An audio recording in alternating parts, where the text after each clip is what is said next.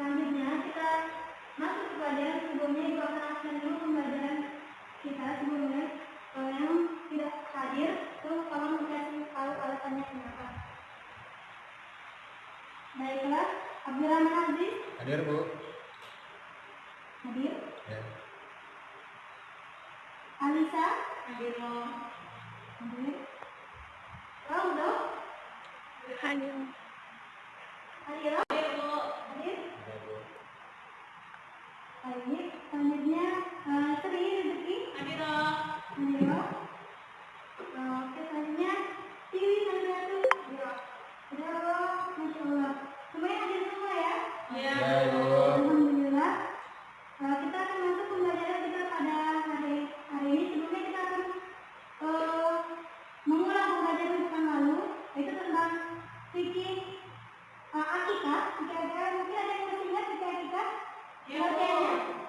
Akikah itu memotong dua kambing, Bu, untuk laki-laki yang telah lahir. Oke. Ada yang lain pengertiannya? Untuk yang perempuan itu berapa kambing? Satu kali. Baik, ingat ya. Oke, kita masuk ke pembelajaran untuk pekan ini. Kita akan belajar tentang fikih jual beli dalam Islam. Oke. Selanjutnya, siapa yang sudah pernah melakukan jual beli ya? Saya, Bu. Silakan, Sri. Jual dimsum, Bu. Ada yang lain? Ada pernah beli? Saya mau pernah beli kambing atau kurban? Ada yang lain? Jual beli? Mana kalau beli kambing? Biasanya beli di kambing. Mana kan warung-warung? Nah, Bu, jajan. Jajan, sama itu namanya jual beli juga. Oke, kita akan masuk ke pengertian jual beli dan hukum jual beli dalam Islam. Nah, jual beli itu berasal dari kata bahasa Arab itu yang berasal itu mungkin anak-anak bisa ditulis ya. Karena bukunya itu belum sebagai jadi itu saja hanya pengertian jual beli dalam Islam itu jual beli berasal dari kata bahasa Arab yaitu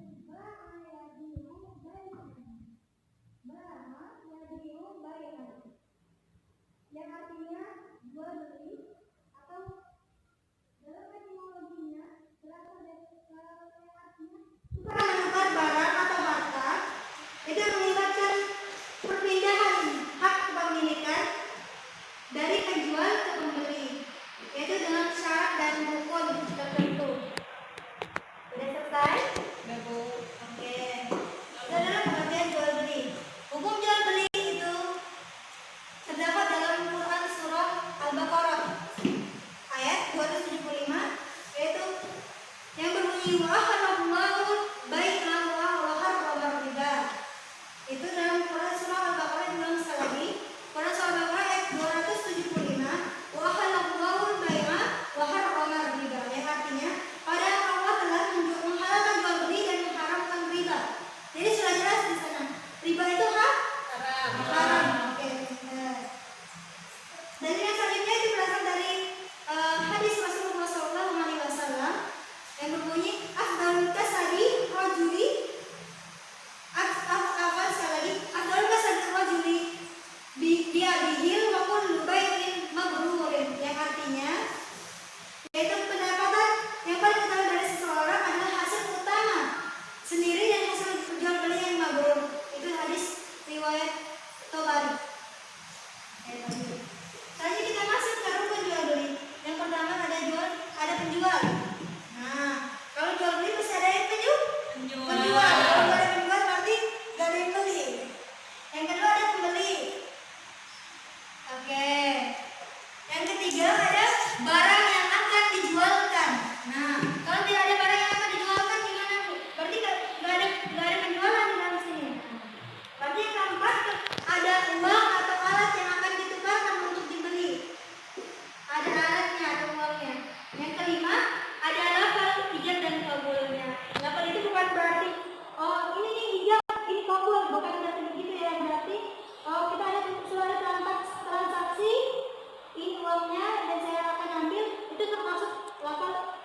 nggak boleh. Paham? Lanjut ya. Apakah ada pertanyaan sampai di sini? Belum? Oke, kita lanjut selanjutnya. Nah, selanjutnya itu syarat barang yang akan diperjualbelikan. Yang pertama, barang tersebut yaitu suci tanpa najis. Itu barang tersebut suci tanpa najis yang pertama. Yang kedua, barang tersebut bermanfaat, bukan barang yang haram, bukan barang yang tidak bermanfaat. Barang yang tidak bermanfaat seperti apa? Seperti apa? Barang yang tidak bermanfaat. Contohnya, misalnya udah punya baju 5, terus dia beli lagi 10 Bu, berarti itu gak bermanfaat. Masya Allah, oke, baik. Iya ya, sebenarnya seperti itu juga boleh. Yang lainnya, misalnya menjual barang yang bekas, sangat bekas, plastik bekas dijual, atau pena yang sudah habis dijual, kan tidak bermanfaat lagi, sudah dijual lagi. Yang lainnya barang milik sendiri atau barang milik orang lain yang sudah memiliki izin kita jualkan. Barang milik sendiri atau barang milik orang lain yang sudah mendapatkan izin untuk dijualkan. Yang selanjutnya yang keempat, barang tersebut dapat diserah terimakan ke pemiliknya. Barang tersebut dapat diserah terimakan. Yang selanjutnya kelima, barang dapat diketahui jenisnya, ukurannya, sifatnya, kadarnya. Jadi kita sudah jelas, yang menjual itu tahu. Oh, ini misalnya kayak sering tapi jual dimsum. Oh, ini tahu jenisnya tuh dimsum. Ini jenisnya makanan, sifatnya kayak gini udah tahu. Berarti sudah jelas. Oke, kita lanjut ke syarat selanjutnya.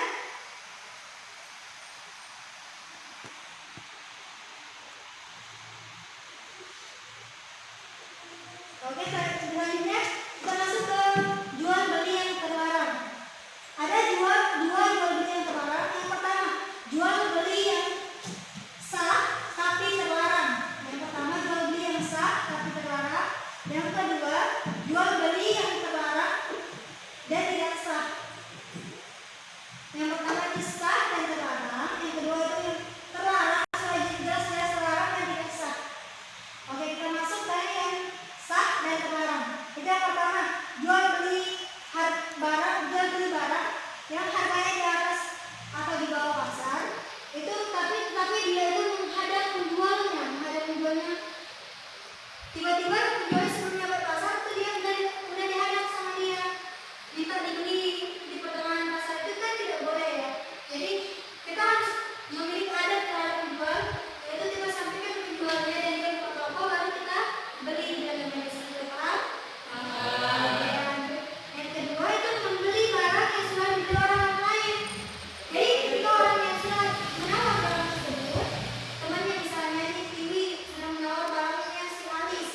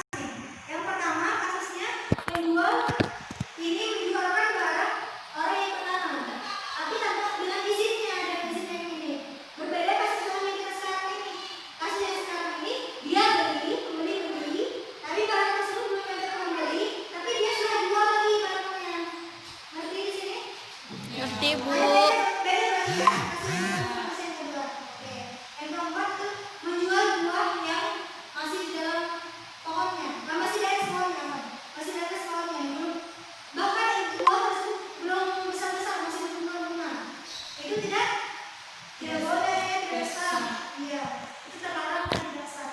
Oke, lanjut. Selanjutnya itu mungkin Ibu akan kasih sekaligus kita main game untuk refreshingnya anak-anak.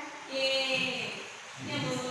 Gamenya itu Ibu akan jelaskan setelah Ibu bagikan kertas. Ibu akan bagikan kertasnya kepada anak-anak sekalian. Iya Bu. Baiklah, ini Aziz. Di sini. Baiklah, ini Aziz.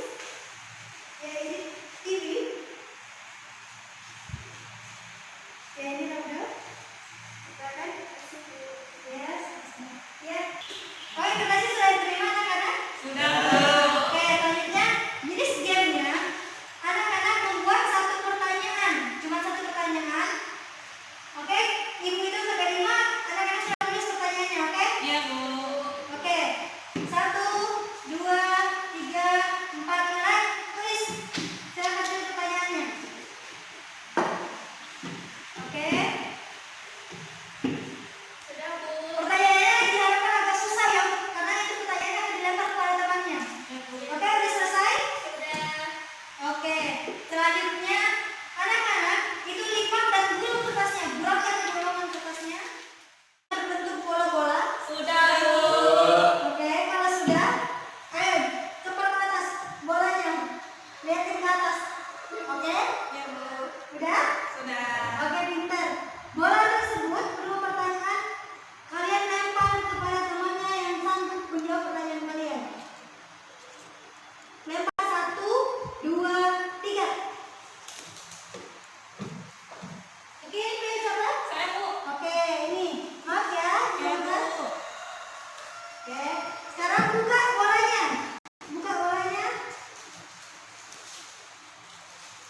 Oke, sudah Bu. Oke, apakah ada yang tidak paham dengan pertanyaannya? Baca dulu pertanyaannya, baca pertanyaan temannya, dan Ya. pahamin.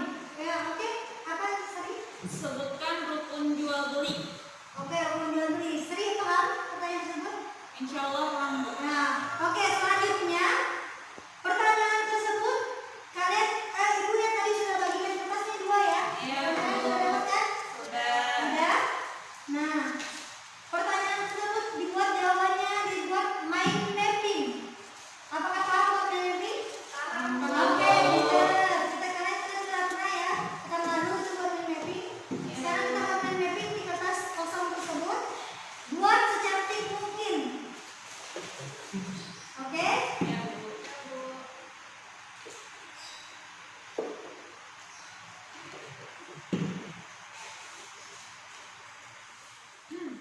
Kakak tunjukin ke depan. Selesai. Tunjukin dulu ke depan anak-anak. Ya Bu. Oke, pinter, pinter. Oke. Oke, tutup lagi. Kedua. Kita akan membacakan hasil dari mind mapping dalam point to point jawaban tersebut. Oke? Ya Bu. Oke, siapa yang mau duluan? Saya Bu.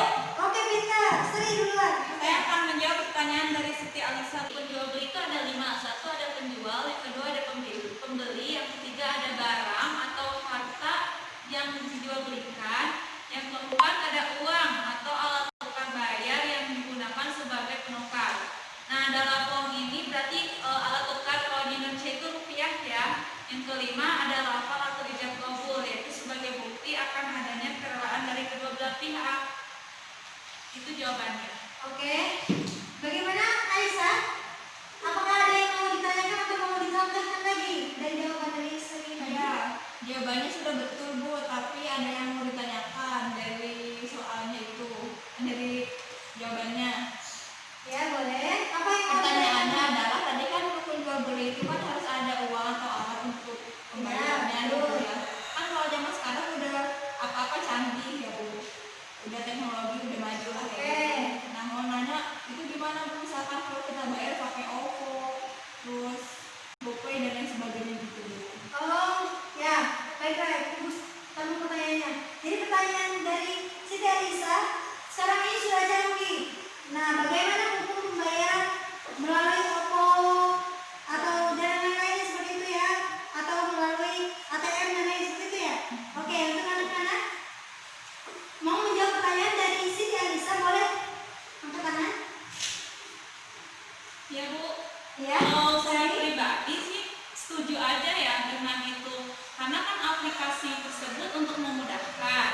Kendatipun itu uangnya mungkin bisa dikatakan uang digital ya, tapi tetap dalam saldo itu kan kita membeli pakai uang kita. Ada transaksi yang kita lakukan sebelumnya dengan pemilik saldo. Seperti itu Bu. Dan saldo itu berguna untuk membeli barang-barang yang lain. Jadi menurut saya sah saja Bu. Ada yang lain? Boleh menambahkan? Aziz? Paham? Rauda? Tidak. Oke. Kita Ibu akan menambahkan sedikit jawaban dari Sri tadi. Ya, sekarang itu Alis, memang zamannya sekarang itu canggih, seperti OVO, seperti ATM dan lain-lain sebagainya itu boleh digunakan dalam transaksi jual beli. Karena sekarang ini sudah tidak bisa mengikuti zamannya Rasulullah, tapi zaman kita ini sudah zamannya di mana teknologi itu harus kita ikutin. Itu bukan termasuk dalam bid'ah ya, itu termasuk dalam ada Rasulullah bersabda ketika salah satu sahabatnya itu bertanya tentang cara bercocok tanam pada saat itu, bercocok tanam kurma pada saat itu. Rasulullah menjawab, itu bukan urusan saya, kata Rasulullah, kembali kepada Anda sendiri, kata Rasulullah, karena yang mengetahui zamannya itu Anda sendiri, kata Rasulullah. Jadi kita harus mengikuti zaman tersebut. Nah, jadi dari hal tersebut tapi ada poin yang lain, itu ada beberapa ulama mengatakan ada yang termasuk riba juga, ada yang termasuk riba, seperti pembayaran kredit. Karena pembayaran kredit itu dia berbunga, ada bunganya, itu termasuk ribanya. Tapi kan kalau kita bayarnya tunai dan itu pakai uang kita pribadi, itu boleh dan bisa. Oke, paham? Paham Bu. Jadi siapa yang mau jawab? Aku Bu. Oke, boleh, Rauda, silakan. Aziz, dengarkan baik-baik jawaban dari Rauda. Ya, di sini saya ada pertanyaan dari Aziz, yaitu sebutkan jual beli yang terlarang. Nah, di sini jawabannya ada dua jual beli yang terlarang. Yang pertama, jual beli yang sah tapi terlarang. Yang kedua, jual beli yang terlarang dan tidak sah. Nah, jual beli yang sah tapi terlarang itu ada jual beli yang harganya di atas atau di bawah harga pasar. Nah, yang kedua, membeli barang yang sudah dibeli atau ditawar orang lain. Yang ketiga, jual beli untuk ditimbun. Yang keempat, jual beli untuk maksiat. Yang kelima, jual beli untuk menipu. Dan yang keenam, jual beli yang mengandung riba. Nah, yang kedua yaitu jual beli yang terlarang dan tidak sah. Yang pertama yaitu menjual sperma binatang. Terus yang kedua, jual beli anak ternak yang masih dalam kandungan. Yang ketiga, menjual barang yang baru dibeli. Dan yang keempat, menjual buah-buahan yang belum terlihat. Oke, Aziz, apakah ada yang ingin ditanyakan? Udah paham? Untuk yang lain, apakah ada yang ditanyakan atau ditambahkan? Saya Bu, Oke, Tiwi, silakan Tiwi. saya akan memberi contoh dari jual beli yang terlarang tapi sah, yaitu poin pertama tadi yang sudah dijelaskan, harga yang dilebihkan atau diturunkan dari harga pasar. Contohnya seperti menurunkan harga dan harga pasar, itu sebenarnya sah-sah saja, tapi kayak mematikan rezeki orang gitu Bu. Jadi misalnya kayak kita jual beras, terus kita ngejual harga lebih murah daripada penjual beras dari tetangga kita itu yang di pasar. Jadi kalau kita menjualnya lebih murah, kasihan tetangga kita yang menjualnya sesuai harga pasar. Jadi itu namanya kan penjual yang culas gitu Bu. Jadi itu sah-sah saja, cuman kasihan saja. Jadinya kita harus menjadi penjual yang bijak aja. Itu contohnya. Oke. Kalau misalnya kasusnya seperti ini, kalau dia ngambil barang dari tengkulak 50.000, terus dia beli, dia bawa ke pasar, dia jual dengan harga 60.000, sedangkan harga di pasaran itu barang tersebut 100.000. Apakah itu termasuk ke dalam merusak pasar atau diperbolehkan di dalam stok? Itu sah-sah saja ya, karena itu udah dijelaskan tadi, terlarang tapi sah. Nah, dia menurunkan harga dari harga pasar, itu sah-sah saja, cuma terlarang karena itu sudah saya jelaskan. Ya, baik, terima kasih. Oke, apakah sudah paham anak-anak? Ada Bu, saya juga ingin menjelaskan di poin larangan jual beli yang tidak sah dan terlarang itu ya, mungkin Oke, seperti silakan. tadi ada pohon yang belum jelas buahnya itu berapa kilo, tetapi sudah ditawarkan kepada tengkulak gitu. Nah itu sangat-sangat tidak diperbolehkan. jelas barangnya gitu.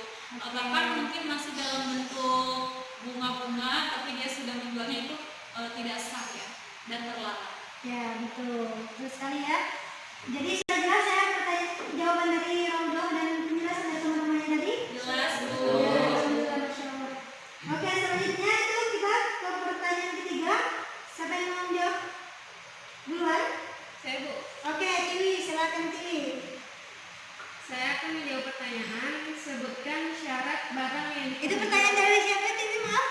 dari Rauda. Oke, Rondo, dengarkan baik-baik jawaban dari Tiwi ya. Syarat barang yang diperjualbelikan, yang pertama barangnya harus suci. Jadi bukan barang yang najis, bukan barang yang terkena najis mukafafar, najis mutawasithah, najis mughaladzah. Yang kedua, barangnya harus bermanfaat. Seperti tadi contohnya yang Ibu bilang, kalau pulpen sudah habis tidak boleh diperjualbelikan lagi. Terus yang ketiga, barangnya milik sendiri atau milik orang lain yang telah memasukkan untuk menjualnya. Jadi bukan barang curian. Poin yang keempat, dapat diserah terimakan kepemilikannya. Itu dari kabul. Yang kelima yang terakhir, diketahui jenis, ukuran, sifat dan kadarnya. Jadi nggak boleh menipu pembeli. Jadi kita harus memberitahukan jenis barangnya, ukuran barangnya, sifatnya dan kadarnya. Dan barang yang harus diperjualbelikan itu harus menggunakan akal sehat. Jadi jangan anak orang dijual belikan. Itu namanya penculikan, Ibu. Oke, itu nggak boleh. Mungkin itu saja yang bisa saya sampaikan. Lagi bagaimana Rondo? Jawabannya? Benar. Saya mau menambahkan, Bu. Oke, boleh silakan sedikit. Terkait masalah syarat barang harus ada serah terima ya. Di sini mungkin di zaman online sudah menggunakan jasa ya, baik itu JNE, JNI gitu. Nah, itu berarti bagaimana hukumnya penyerah terimaan barang tersebut? Serah terima di sini mungkin secara virtual ada kesepakatan antara penjual dan pembeli. Lalu si perantara tadi, baik itu kurir, disebut kurir itu hanya sebagai perantara menyampaikan barang, maka itu diperbolehkan.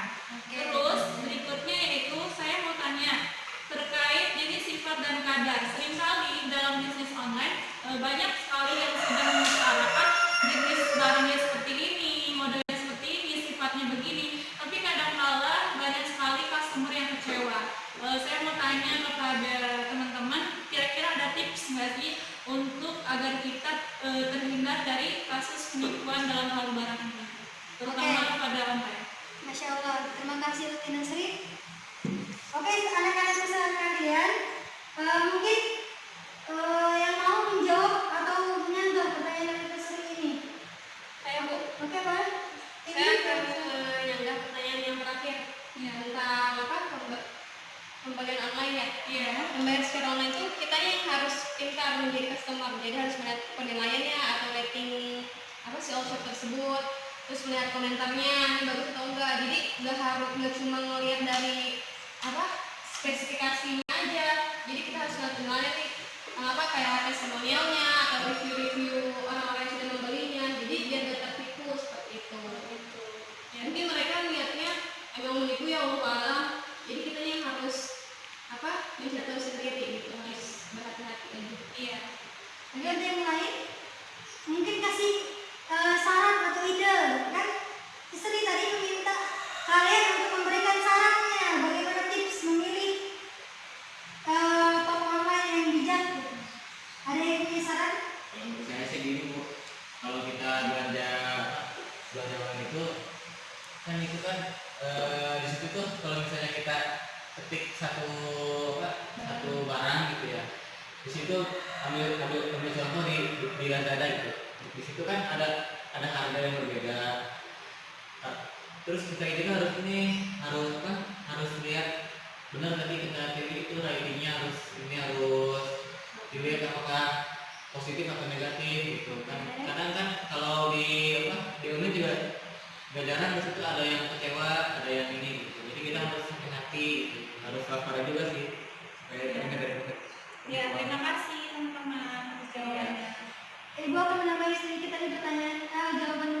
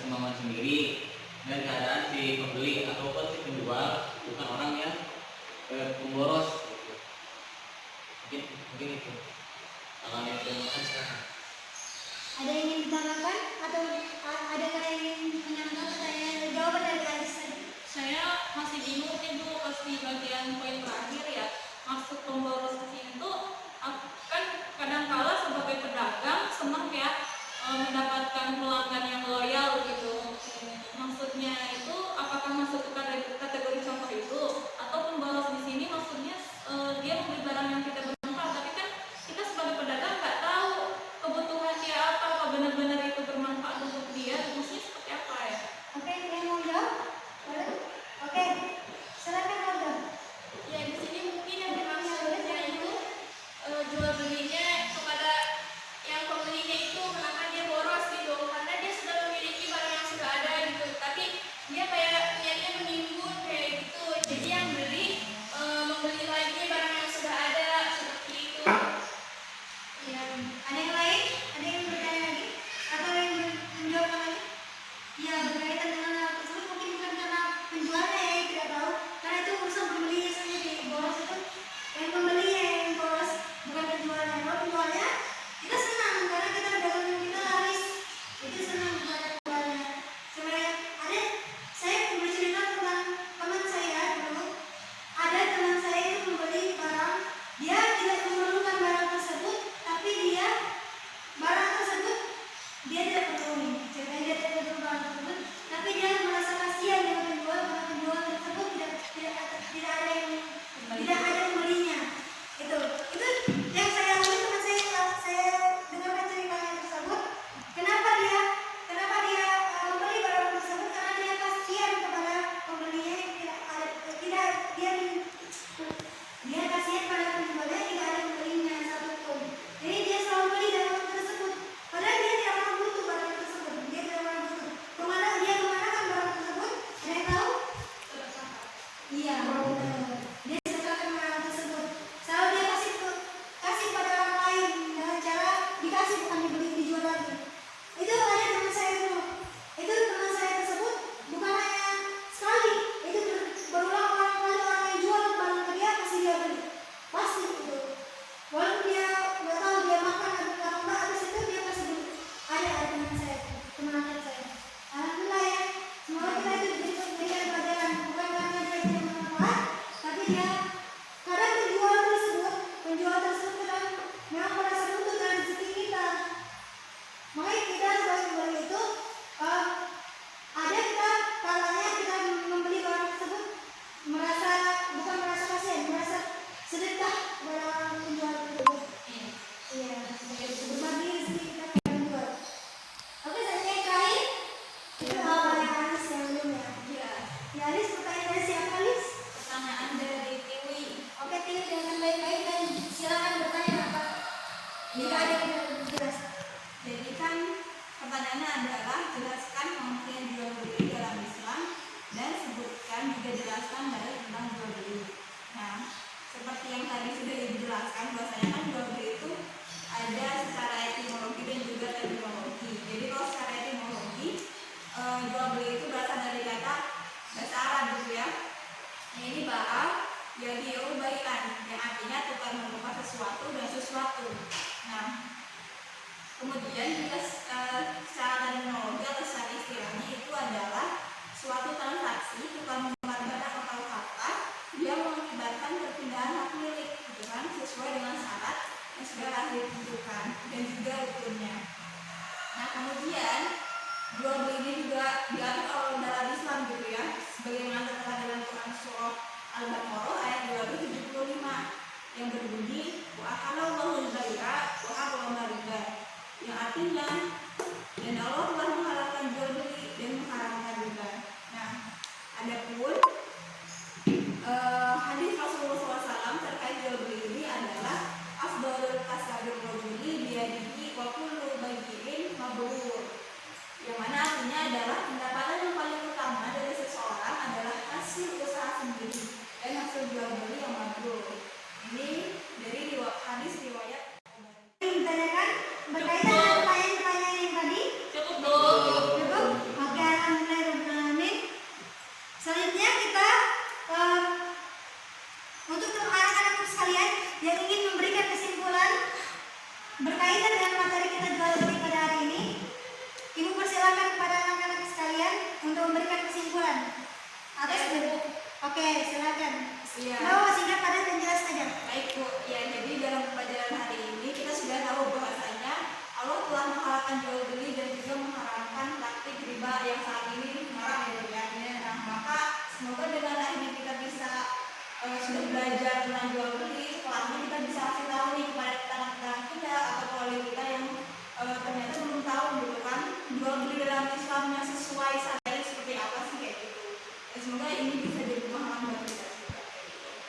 Ada yang lain mau ditambahkan?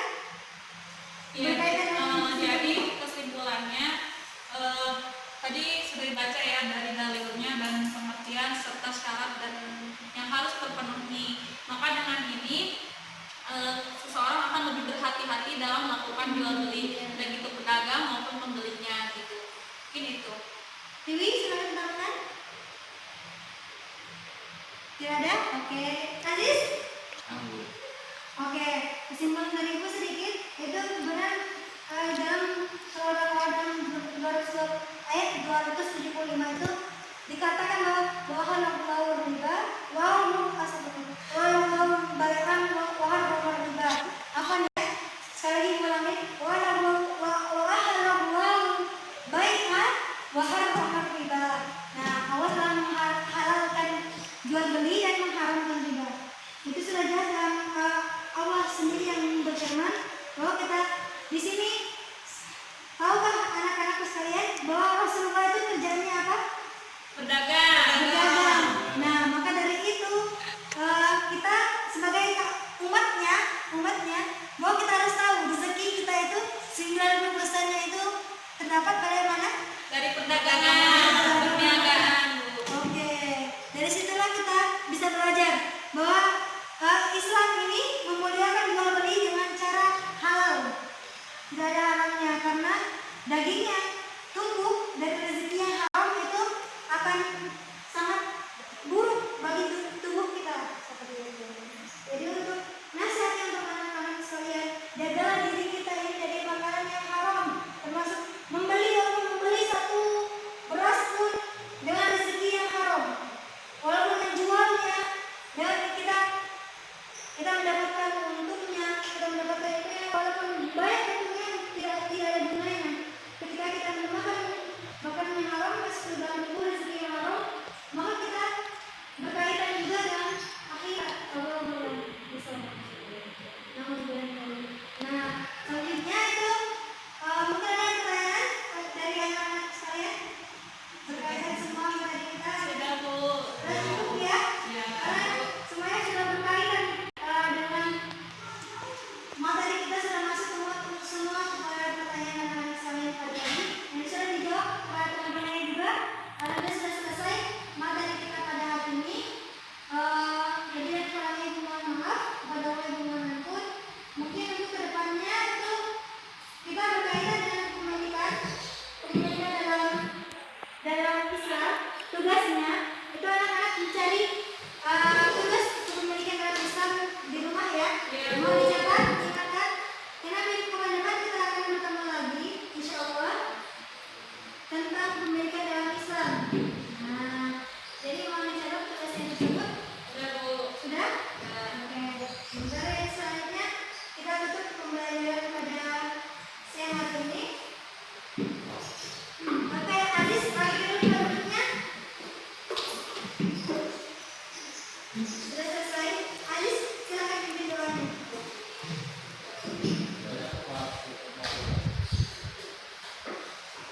Ya, Aziz. Doa kepada Tuhan Aziz, silakan pimpin. Baik, demikianlah pembelajaran hari ini. Setelah itu langsung ke dua